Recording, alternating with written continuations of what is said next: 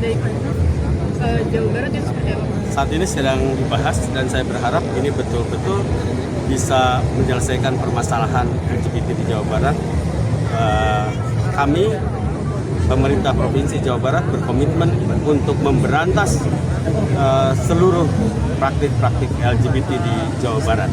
Urgensinya seperti apa di Jawa Barat? Urgensi di Jawa Barat sendiri seperti apa? Ya, sudah sangat memprihatinkan karena ini sudah merambah semua kalangan, ya, semua kalangan, ASN, TNI, Polri, dan juga generasi muda kita.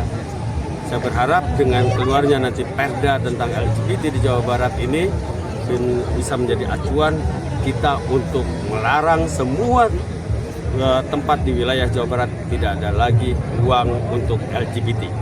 Untuk sektor pendidikannya seperti apa pencegahannya Pak nanti? Pencegahannya kita akan edukasi, kita berikan pemahaman-pemahaman kepada mereka dan juga kita akan berikan sanksi yang tegas juga kepada pelaku dari LGBT tersebut, ya, sehingga ada efek jera dan tidak ada lagi generasi muda yang mengikuti LGBT tersebut. Jadi gini, kita harus jujur ya, saya harus jujur bahwa memang Indonesia ya untuk menerima LGBT di Republik Indonesia, masyarakat Indonesia belum saatnya, belum siap. Kita jujur ya, bahwa rakyat Indonesia, rakyat ya dalam konteks ini masyarakat, entah lo agama apa, suku apa, di Indonesia ini belum saatnya untuk bisa menerima LGBT.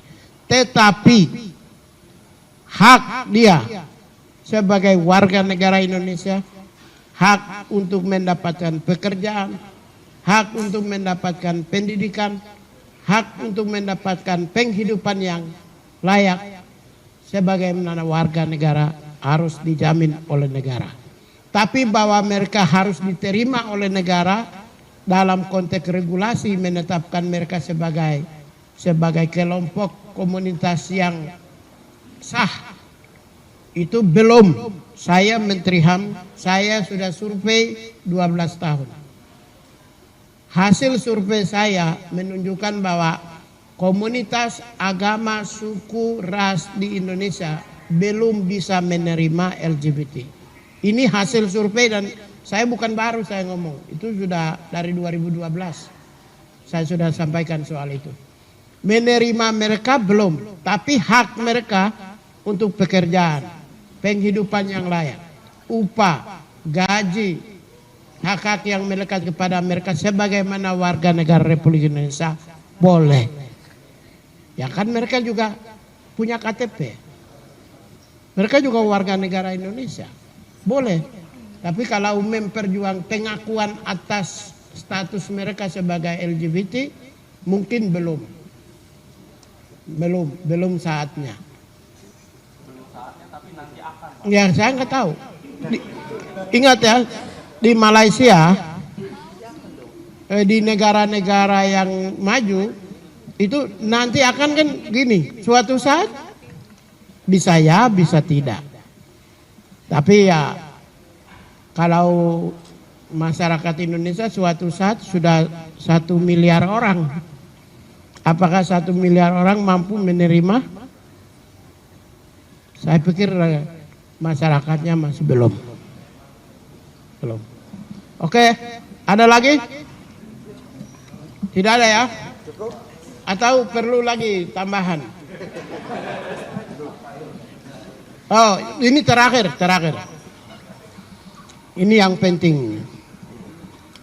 Di berbagai media sosial, di media kita lihat di Instagram, di YouTube, di Twitter, X ya, itu seringkali Menteri HAM _2 berkomentar terkait Israel. Saya tidak pernah komentar soal Israel. Terkait Iran, saya tidak pernah komentar soal Iran. Terkait MBG dihukum mati, saya tidak pernah kasih komentar. terkait Hidayat di Bandung. Saya tidak pernah kasih komentar. Hampir semua komentar-komentar yang tidak lewat X saya atau melalui media seperti ini itu hoax. Saya pastikan hoax. Nah, kalau media sih udah tahu ya, terima kasih tidak pernah muat. Tapi yang lain kan juga viral sampai jutaan orang tuh. Ini yang Hidayat di Bandung ini, itu sudah saya lihat tuh sekitar berapa juta orang. Itu seakan-akan saya kasih komentar ya bahwa mari budayakan untuk menyampaikan kebenaran. Karena kalau kita menyebarkan berita bohong itu sama dengan merendahkan harga diri kita sendiri, karena kita sebagai seorang penjahat kita sendiri melakukan pembohongan publik dengan merekayasa kata-kata orang lain seakan-akan itu untuk membangun pencitraan negatif terhadap seseorang. Bagi saya tidak akan pernah memproses hukum. Ya biarkan aja, silakan sesuka-sukanya, tapi sebaiknya yang bermartabat ya. Kalau ke Natalius mungkin sudah capek kali ya, bosan. Itu ada seseorang juga yang bikin video di Instagram sampai 20 lebih yang menyerang saya semua. Saya nggak pernah respon. Akhirnya dia sendiri yang menyerang sendiri. Seorang ya nggak perlu saya sampaikan nanti kepala besarnya. Oke ya, begitu ya. Terima kasih banyak. Assalamualaikum warahmatullahi wabarakatuh. I love you. I love you. I love you. I love you. Nah, ini yang diviralkan lebih enak. Iya kan? Karena kekeringan sekarang itu. Kekeringan cinta.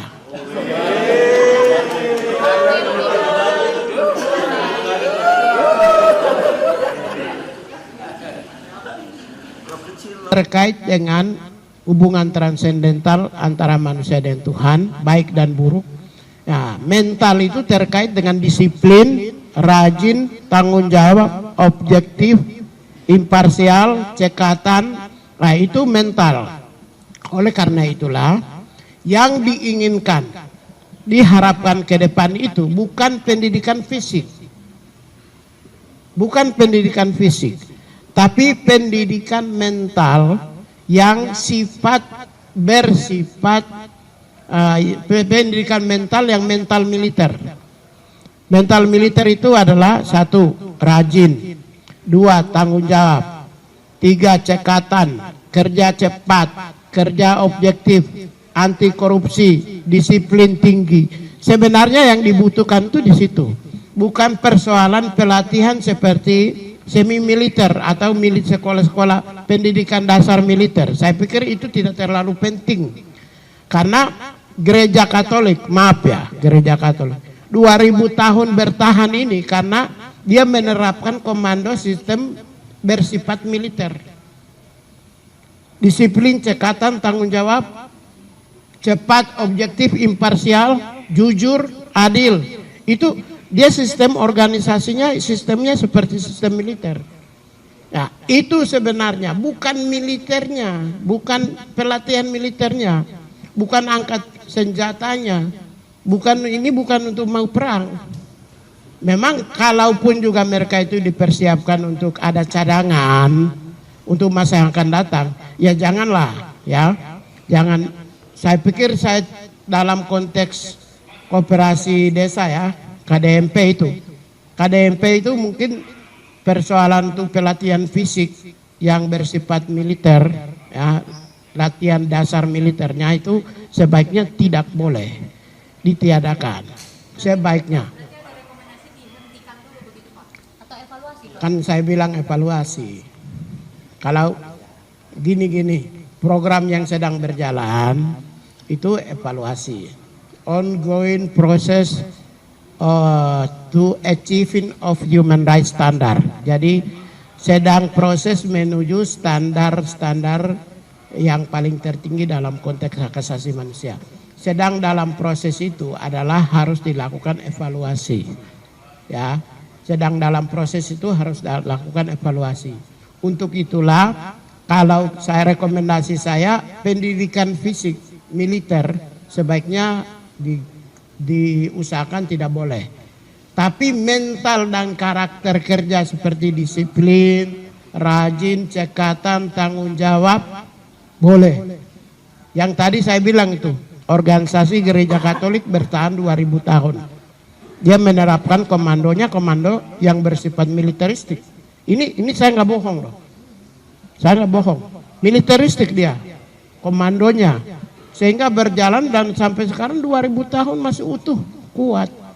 Ya, kenapa? Kalau sifat-sifatnya boleh. Tapi kalau untuk latihan dasar militer, saya pikir mungkin tidak relevan. Apalagi masyarakat Indonesia seperti ini, mereka lebih suka dididik untuk tanggung jawab. Saya pikir itu ya.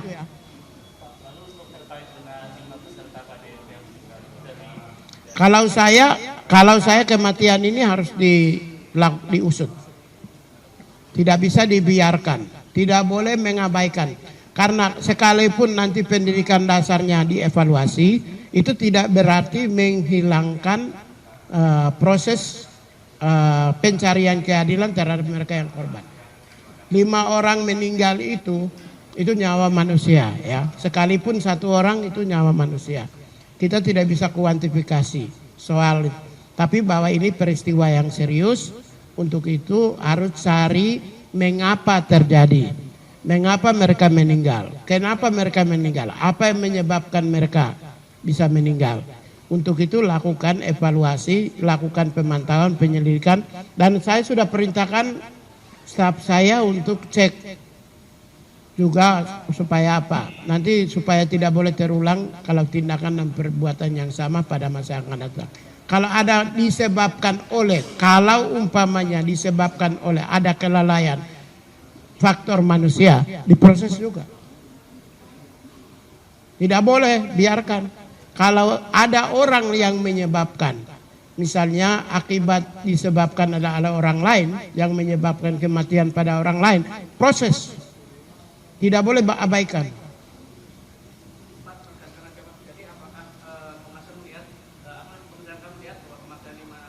Ya belum kan? Kita belum melihat kan. Ya, saya baru perintahkan untuk staf saya untuk cek. Baru 2 hari lalu. Jadi nanti cek, setelah itu kita lihat. Ya. Sebenarnya yang begini ini yang tugasnya Komnas HAM. Ya, tapi tidak apa-apa. Kementerian HAM kan juga perlu kita lakukan mendorong kepastian adanya keadilan. Negara pemerintah itu punya tanggung jawab. Seperti yang kita bicara hari ini dengan kalian bersama saya soal 5 orang meninggal, itu merupakan bagian dari bagaimana kepastian negara atau pemerintah menghadirkan keadilan bagi rakyat. Jadi kita tidak bisa limpahkan lembaga-lembaga yang diberi kewenangan otoritas oleh negara seperti Komnas HAM bergerak sendiri tanpa negara diam. Ini negara ikut aktif untuk mengungkap seluruh peristiwa-peristiwa di Republik Indonesia selama Prabowo. Ingat, Andre Yunus siapa yang bongkar duluan?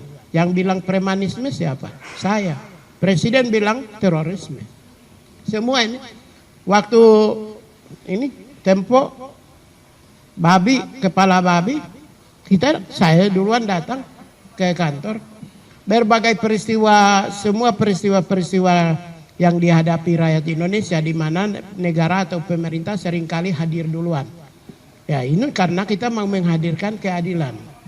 Jadi kita tidak mau melimpahkan keadilan itu kepada lembaga-lembaga yang diberi otoritatif kewenangan oleh negara seperti Komnas HAM. Negara pun ikut bertanggung jawab menghadirkan keadilan. Negara dalam hal ini pemerintah. Saya pikir begitu. Ada lagi? Ya.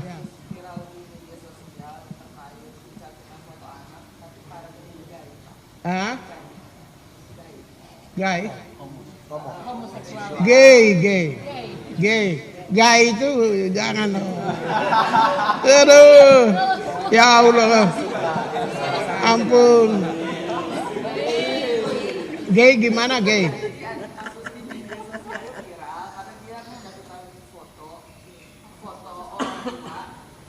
anaknya juga Pak. Nah tapi dicabut lagi nih sama si homoseksual ini foto anaknya. Terus dia menceritakan tentang parenting sesama jenis laki-laki. Nah, kalau dari kacamata sendiri seperti apa Pak? Jadi gini, kita harus jujur ya, saya harus jujur bahwa memang Indonesia ya untuk menerima LGBT di Republik Indonesia, masyarakat Indonesia belum saatnya, belum siap. Kita jujur ya, bahwa rakyat Indonesia, rakyat ya dalam konteks ini masyarakat, entah lo agama apa, suku apa, di Indonesia ini belum saatnya untuk bisa menerima LGBT. Tetapi hak dia sebagai warga negara Indonesia, hak untuk mendapatkan pekerjaan, hak untuk mendapatkan pendidikan, hak untuk mendapatkan penghidupan yang layak sebagaimana warga negara harus dijamin oleh negara. Tapi bahwa mereka harus diterima oleh negara dalam konteks regulasi menetapkan mereka sebagai kelompok komunitas yang sah, itu belum. Saya Menteri HAM, saya sudah survei 12 tahun. Hasil survei saya menunjukkan bahwa komunitas agama, suku, ras di Indonesia belum bisa menerima LGBT. Ini hasil survei dan saya bukan baru saya ngomong. Itu sudah dari 2012. Saya sudah sampaikan soal itu. Menerima mereka belum, tapi hak mereka untuk pekerjaan, penghidupan yang layak, upah, gaji, hak-hak yang melekat kepada mereka sebagaimana warga negara Republik Indonesia boleh. Ya kan mereka juga punya KTP. Mereka juga warga negara Indonesia. Boleh. Tapi kalau memperjuang pengakuan atas status mereka sebagai LGBT mungkin belum saatnya. Ya saya nggak tahu. Ingat ya, di Malaysia, di negara-negara yang maju itu nanti akan kan gini, suatu saat bisa ya, bisa tidak. Tapi ya kalau masyarakat Indonesia suatu saat sudah 1 miliar orang, apakah 1 miliar orang mampu menerima? Saya pikir masyarakatnya masih belum. Oke, ada lagi? Tidak ada ya?